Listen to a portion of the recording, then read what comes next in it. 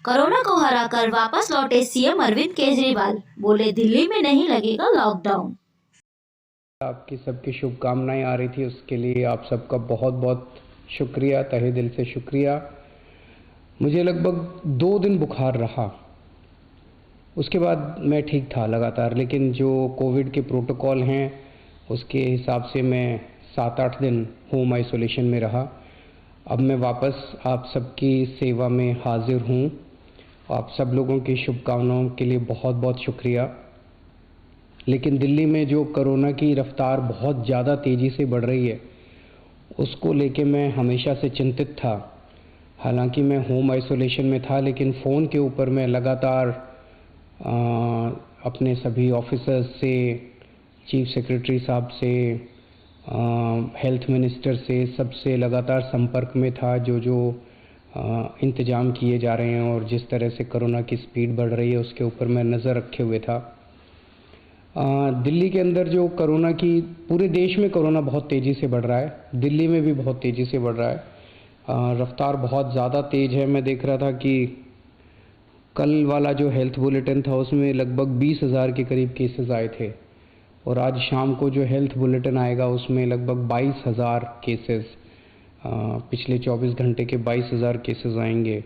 तो डेली बहुत तेज़ी से केसेस बढ़ रहे हैं, जो एक चिंता का विषय तो है, लेकिन जैसे मैंने पहले भी बोला था, घबराने की बात नहीं है। जब मैं बोल रहा हूँ घबराने की बात नहीं है, तो मैं सारा डेटा एनालाइज करके बोल रहा हूँ। पिछली जो वेव आई थी अप्रैल मई में, उसमें 7 मई को इतने ही डेली केसेस आते थे, 20,000 के करीब। जैसे अभी 20,000 केसेस आए, कल 20,000 cases per day daily cases आए।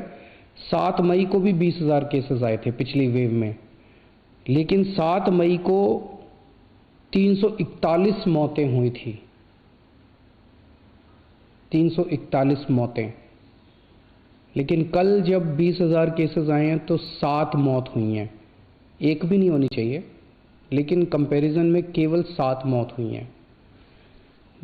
7 मई को जब 20,000 केसेस आए थे तो लगभग 20,000 बेड्स दिल्ली में भरे हुए थे, लेकिन कल जब 20,000 केसेस आए हैं तो लगभग 1,500 बेड केवल दिल्ली में भरे हुए हैं।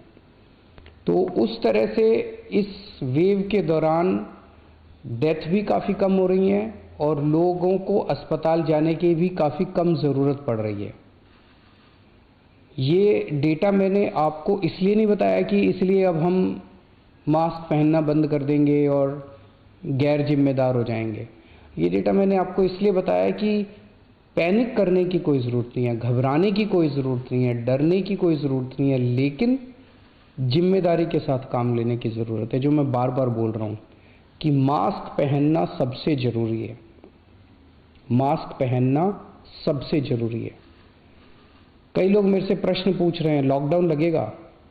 हम लॉकडाउन नहीं लगाना चाहते। लॉकडाउन नहीं लगेगा अगर आप मास्क पहनोगे तो।